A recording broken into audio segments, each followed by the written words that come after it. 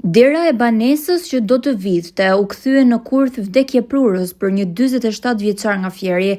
Trupi i pajeti Ilir Zarkës u gjet nga fshinji i familjes mëngjesin e së hënës në lagjen 8 Shkurti, i ngecur në një hapësirë të ngushtë mes xhamit të derës që mendohet ta ketë thyer për të hyrë brenda.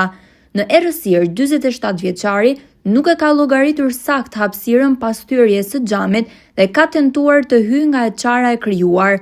Përpasi ka kuptuar se nuk kishte hapësirë mjaftueshëm, ka qëndruar aty në tentativë të pasuksesshme për të dalë sërish dhe është asfiksuar.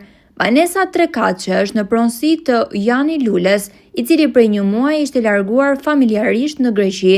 Ai kishte lënë çelësat e hyrjes së jashtme fqinjit, i cili gjeti 47 vjeçarin të pajet. Vllai i pronarit të viktimës, ndërkohë kishte çelësat e hyrjes së brendshme dhe siç deklaroi për mediat, nuk banon aty afër.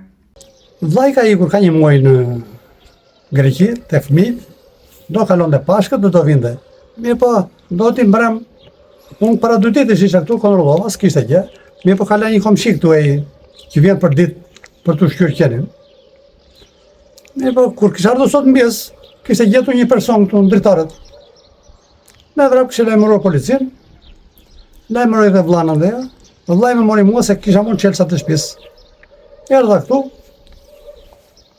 E ka policisë, bën verifikime të tëra. Ai na kishte ardhur. Fillimisht ishte shofër të xhamit aty të dritarit, po s'kishte gjetur gjë aty si masase. Dhe ardhur ka qenë dritaria këtu e shtëpisë. Këto xhama tu janë të vegjël. Një pa i ka tentuar që të futet aty. Aty ka ngecur gjysmë trupi, as nuk dilte, as nuk. Në mëngjes ai zotëria që vjen këtu ushqen qenin, e gjeti të vdekur të në xham. Do të ishte të 35 vjeçat. Këti gjë nuk njoh fare këtu në zonë jam. Nuk e di. Policia më pyeti, ishte fytyrë pa parfakt, ishte me kapuç, në rregull tamam me doreza, përgatitur për vjedhje. Po nuk kishte as i kartë identiteti nga një gjë, nuk kishte në xhep. E kontrolluan ata policë, po ata e kontrolluan. Erdhën ata zjarr fiksës pas e morën. Se kush ishte personi, akoma nuk është i pa-identifikuar. Shpjegimi parapraki i ekspertëve sfidohet duke parë fotografinë e skenës së ngjarjes, e cila u shpërnda për mediat nga të afërmit e pronarit të banesës që për hir të së vërtetës është tepër e pazakontë. Viktima qëndroni pa jetë në majt të gishtave të këmbëve me dorën që shtrëngon kangjullat anësore të derës.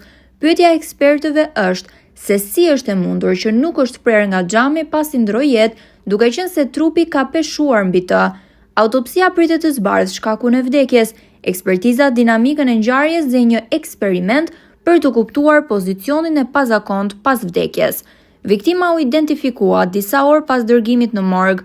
Policia tha se nuk ka shenja dhune apo prerje në trup, asfiksia mbetet shkaku kryesor i dyshuar.